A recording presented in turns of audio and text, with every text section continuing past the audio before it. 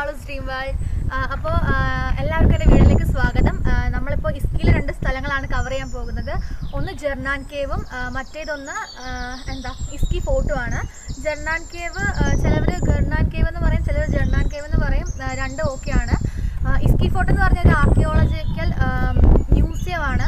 അതായത് പണ്ടത്തെ ഇസ്കി ഫോർട്ടിലെ കുറച്ച് അവശേഷങ്ങളാണ്. ലൈക്ക് മൊത്തം ഇടിഞ്ഞു പൊളിഞ്ഞ് കിടക്കുക, കറക്റ്റായിട്ട് ഫോർട്ട് പോലൊന്നും അല്ല. അതുപോലെ തന്നെ ജെർനാൻ കേവ് എന്ന് പറഞ്ഞ ഒരു മിസ്റ്റീരിയസ് ആയിട്ടുള്ള ഒരു പ്ലേസ് ആണ്. അവിടെ ഒരുപാട് നിഗൂഢതകൾ ഒളിച്ചിട്ടുണ്ടെന്നൊക്കെയാണ് പറയുന്നത്. നമുക്ക് കാണാം.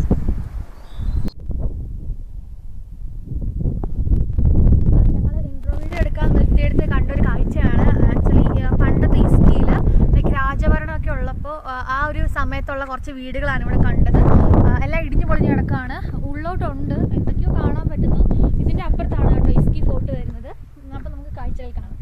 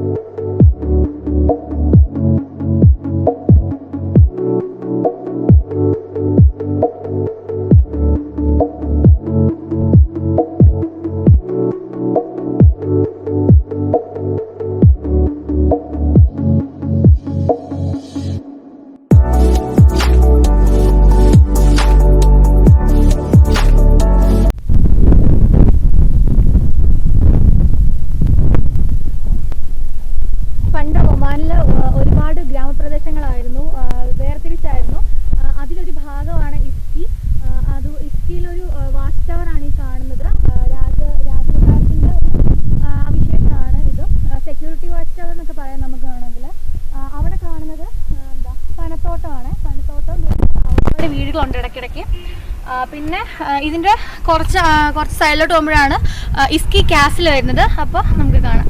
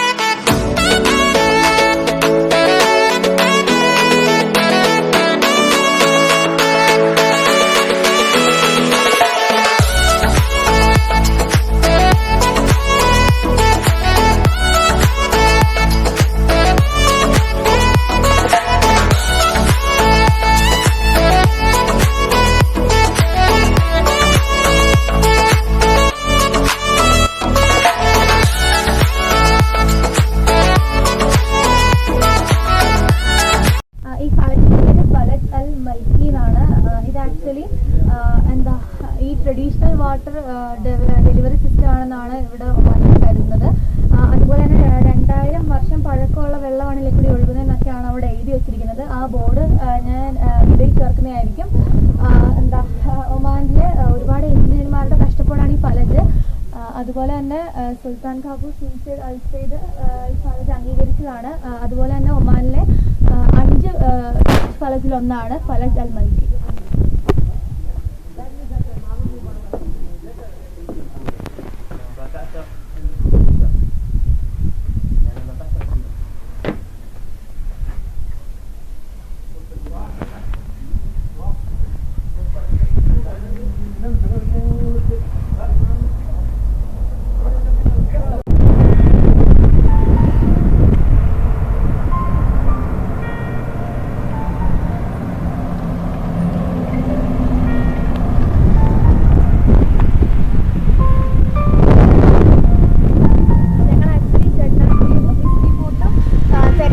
കണ്ടുമുട്ടിയ ഒരു സ്ഥലമാണ്. ആക്ച്വലി അൺഎക്സ്പെക്റ്റഡ് ആയിട്ട് കണ്ടുമുട്ടിയ ഒരു സ്ഥലമാണിത്. ഇതിൻ്റെ പേരാണ് ഹരാത്ത് അൽ യമൻ എന്നാണ് സ്ഥലത്തിൻ്റെ പേര്. ഇത് വൺ ഓഫ് ദ ഓൾഡസ്റ്റ് അതുപോലെ തന്നെ ലാർജസ്റ്റ് ഹ്യൂമൻ സെറ്റിൽമെൻറ്റ് ഏരിയ ആണ്. ഇതിൻ്റെ ഉള്ളിലോട്ട് ഒരുപാട് സ്ഥലങ്ങളുണ്ട്. ഇവിടെ എന്താ ലോക്കൽ ആൾക്കാരുടെ ഒരുപാട് ഈവൻറ്റ്സ്, വില്ലേജസിൻ്റെ ഒക്കെ ഒരുപാട് ഈവൻറ്റ്സ് ഒക്കെ ഇതിൻ്റെ ഉള്ളിൽ നടത്തുന്നതെന്നാണ് പറയപ്പെടുന്നത്. മസ്കലിൽ നിന്ന് 120 കിലോമീറ്ററാണ് ഹരാത്ത് അൽ യമനിലേക്ക്. അതുപോലെ തന്നെ ഇസ്കിയുടെ ഒരു ഭാഗമാണ് ഹരാത്ത് അൽ യമനും. ഇത് ഒരുപാട് യുദ്ധങ്ങളിൽ തകർന്നു പോയെന്നാണ് ഇവിടെ എഴുതി വെച്ചിരിക്കുന്നത്. അതിൽ ലേറ്റസ്റ്റ് ആയിട്ടുള്ള യുദ്ധം ബിഗിനിങ് ഓഫ് 18th സെഞ്ച്വറിയിലായിരുന്നു. അതുപോലെ തന്നെ ഇതിൻ്റെ ഉള്ളിൽ ഒരുപാട് ഗ്രാൻഡ് മോസ്ക്സ് ഒക്കെ ഉണ്ട്, ഒരുപാട് പ്രയറിങ് അങ്ങനത്തെ കുറേ സാധനങ്ങളൊക്കെ ഉണ്ട്. അതുപോലെ തന്നെ 2 ഗേറ്റാണ്, ഈസ്റ്റ് ഗേറ്റും നോർത്ത് ഗേറ്റും. ഇതാണ് ഈസ്റ്റ് ഗേറ്റ്. അതിൻ്റെ അവർ രാവിലെ സന്ധ്യ നേരം ആകുമ്പോഴത്തേക്കും ഇവിടുത്തെ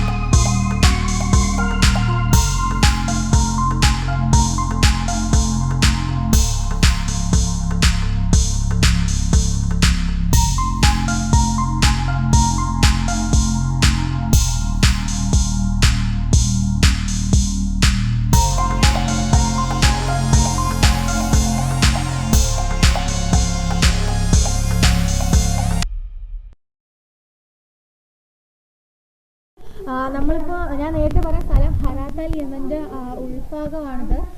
എന്താ മുകളിൽ ഒരുപാട് എന്താ ലെതർ പോലത്തെ തുണിയിട്ടിട്ട് ഈന്തപ്പനത്തിൻ്റെ സീലിംഗ് ഉണ്ടാക്കിയിരിക്കുന്നത്. അതുപോലെ തന്നെ ഇങ്ങനെ കാവ് ചെയ്ത് വെച്ചേക്ക് ഓരോന്നോരോന്നൊക്കെ. ഞങ്ങളിവിടെ വന്ന സമയത്ത് കുറേ പ്രാവായിരുന്നു പ്രാവുകളായിരുന്നു നിറച്ച്. ഞങ്ങളിവിടെ അന്ന് മൊത്തം ഇങ്ങനെ പറന്ന് പോയി, അടിപൊളിയായിരുന്നു. വീഡിയോ എടുക്കാൻ പറ്റിയില്ല. വീഡിയോ എടുക്കാൻ വന്നപ്പോഴത്തേക്ക് പ്രാവെല്ലാം പോയി. അതുപോലെ തന്നെ ഇവിടെ ചെറിയൊരു ബാൽക്കണി പോലെ എന്തോ ഒന്നാണ്. ഇവിടെ നിന്ന് നല്ലൊരു വ്യൂ ആണ് അങ്ങോട്ടേക്ക്. മലകളും ഈന്തപ്പനത്തോട്ടം അതുപോലെ തന്നെ ഒരുപാട് എന്താ വീടുകളൊക്കെ ആയിട്ട് നല്ലൊരു കാഴ്ചയാണ് ഇവിടെ നിന്ന് കാണാൻ പറ്റുന്നത്. ഞാൻ നേരത്തെ ഹറാത്ത് അൽ യമനെ കുറിച്ച് പറഞ്ഞത് ഇവിടെ നിന്നാണ്. ഇതാണ് ആ വലിയ ഗേറ്റ് വരുന്നത്. മോർണിംഗ് ഗേറ്റ് ഞാൻ പറഞ്ഞില്ലേ, ആ ഗേറ്റ് ഇതാണ്.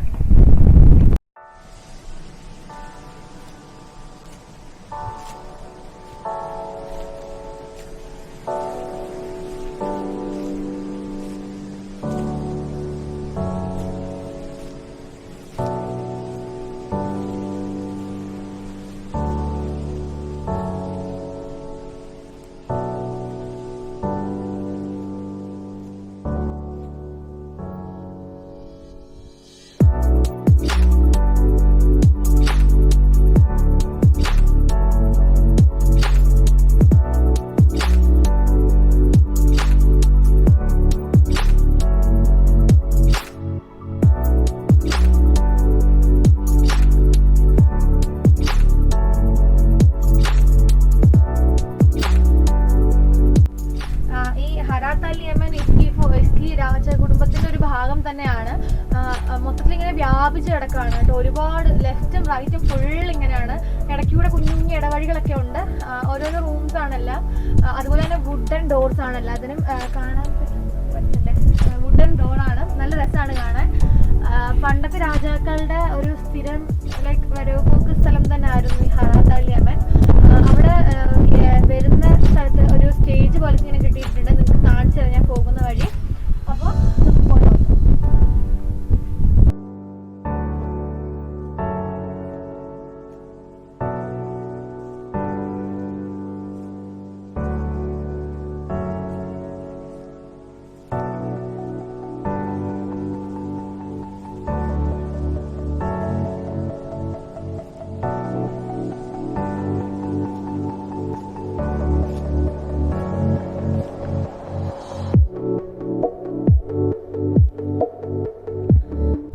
ഇതൊരു കിണറാണ്. നല്ല ആഴമുണ്ട്. ആക്ച്വലി കിഡ്സ് അത്യാവശ്യം നല്ല ആഴമാണ്. മൊത്തത്തിൽ ആഴത്തോട് ആഴമാണ്.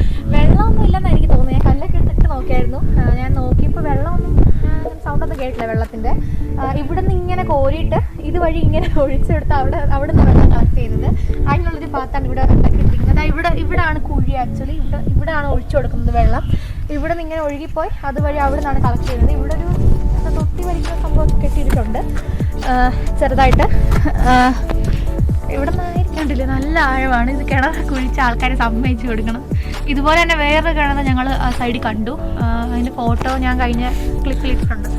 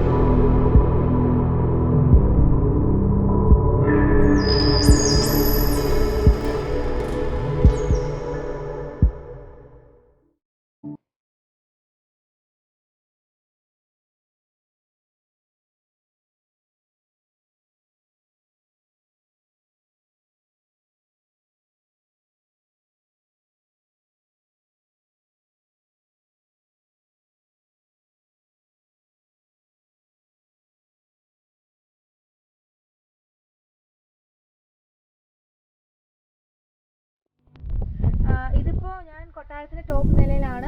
ബാക്കിയുള്ളതൊക്കെ നശിച്ചു പോയി.